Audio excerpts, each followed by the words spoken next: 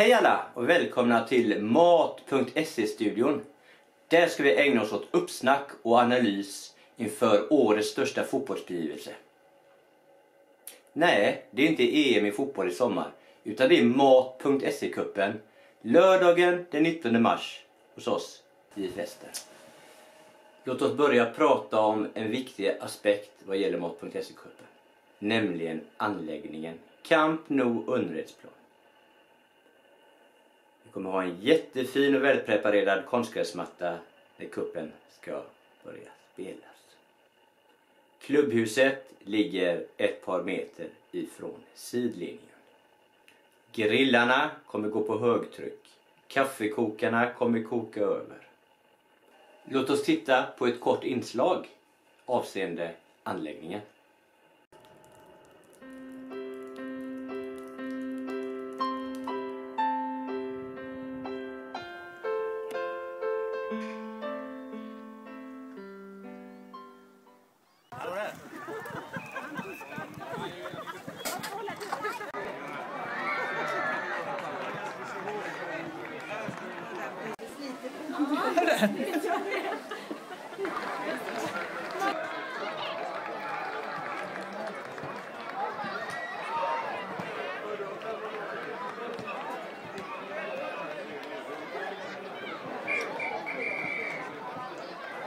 Oj, vi får hoppas att stund inte ligger så djup den 19 mars. Men tänk på att ta på er ordentligt. Om det skulle vara lite kyligt väder eller något liknande så ska vi se till så att man får en bra access in i vårt klubbhus. Nej, det är inte finska salmiak i en skål. Utan det är faktiskt det som alla kommer hitta i sin hall och i sina badrum efter att ha spelat Mat.se-cupen. Nämligen det som preparerar konstgräsmattan. Nu är det dags att presentera och analysera det viktigaste på hela kuppen. Nämligen lagen. Våra gäster. Vi har fått till ett riktigt spännande startfält. Ifrån Vänerns strand kommer Vänersborg. Långväga gäster. Ifrån Bohuslän mönstras Kode IF. Och ifrån Halland kör IFK Fjärås upp på E6. Ifrån grannkvarteret kommer Askims IK och såklart vi själva. Jag lämnar därför över till expertkommentatorn. Här har vi gruppindelningen. Grupp A består av Kode IF, Askims IK svart, IF Väster orange och IFK Fjärås röd. Kan det här vara dödens grupp, eller? Här har vi grupp B, består av Vänersborgs FK, Askims IK röd, IF Väster grön och IFK Fjärås vit. Må hända är det här som är dödens grupp. Låt oss börja med laget som kommer allra längst bort ifrån, nämligen Vänersborgs FK. Vad jag vet är att Vänersborg gillar att åka söderöver och spela diverse kupper och matcher. Senast så såg vi dem i 13-dagshelgskuppen. Januari inomhus nere i Kullavik. Och de vann sin kvalgrupp för att därefter åka ut mot sina nemesis-motståndare Lerums IS. Men att bara vinna kvalgruppen visar ju på att det finns kapacitet i laget. Sedermera efter detta så har man även vunnit en lokal cup och tagit sitt första guld. Så vi tror att Vänersborgs FK kommer komma ner och bjuda på ett riktigt bra motstånd. Och kanske är detta laget som kan gå hela vägen. Här ser vi Vänersborg, första guldet någonsin i en lokal cup. Ser väldigt glada ut. Tittar vi i Vänersborgs kalender så ser vi att de har högt ställda mål i år. Nämligen att åka och spela cup i Helsingborg. Och alla vet ju att i augusti så är det ju Eskilskuppen. Så därför kan jag tänka mig att Mat.se-cupen är en perfekt uppvärmning för Vänersborgs FK inför lite större utmaningar. Sedan har vi Kode IF, Bohusläns stolthet. Ärligt talat, jag vet inte speciellt mycket om Kode IFs 06-or. Däremot har jag sett deras 05-or spela i gräskuppen.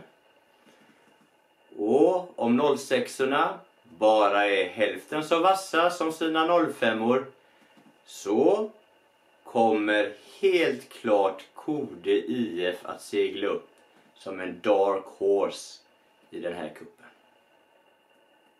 Värt att nämna om Kode är även färgerna på matchdräkterna. Gula tröjor, svarta shorts med lite svart inslag på tröjorna. Det luktar IF Elfsborg och alla vet att IF Elfsborg är ett riktigt vasst lag.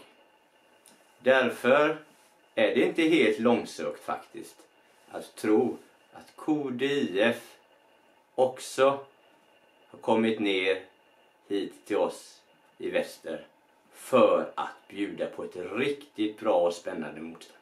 Här har vi Kode IF. Man ser de vackra fina gula tröjorna och de svarta shortsen. Kode IF, IF Elfsborg. IF Elfsborg, Kode IF. Sen har vi våra systrar ifrån grannklubben Askims IK. Vi har spelat mot Askims IK otaliga gånger. Och det har varit jämnt varenda gång. Därför behöver vi göra ett specialreportage om just IF Väster och Askims IK.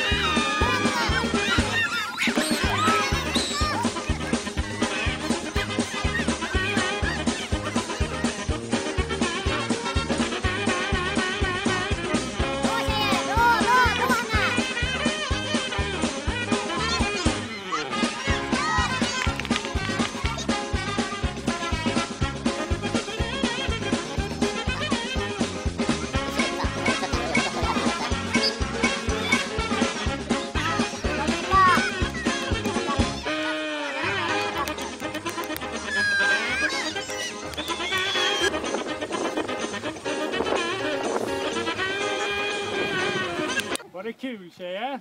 Ja!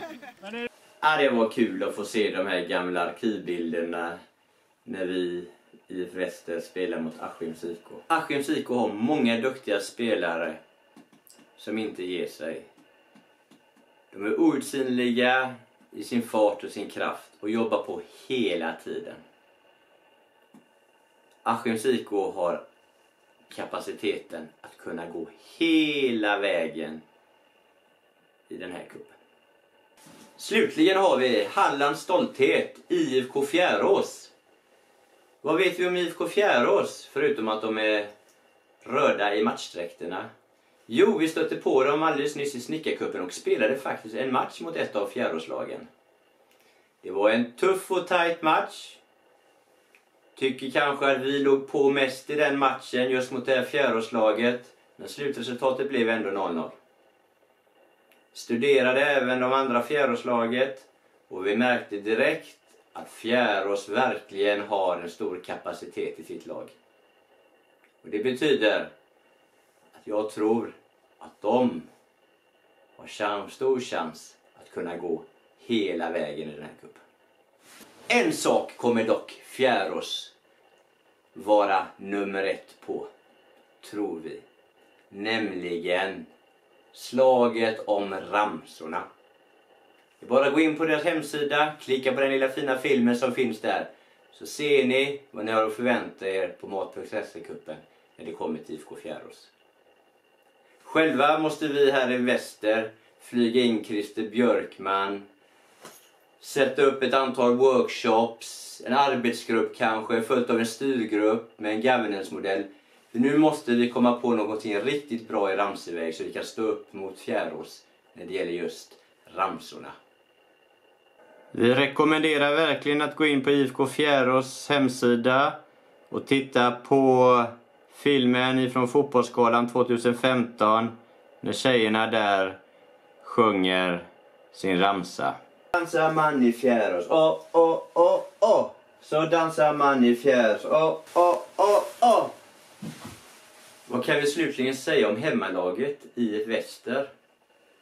Ja, de är små, de är tekniska, de gillar att trolla med bollen.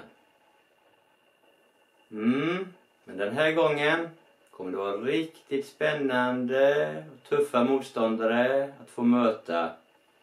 Men det är klart, hemmaplan kan ju medföra att man denna gång har chans att gå hela vägen. Mat.se-cupen syftar till att ge alla lagen många matcher.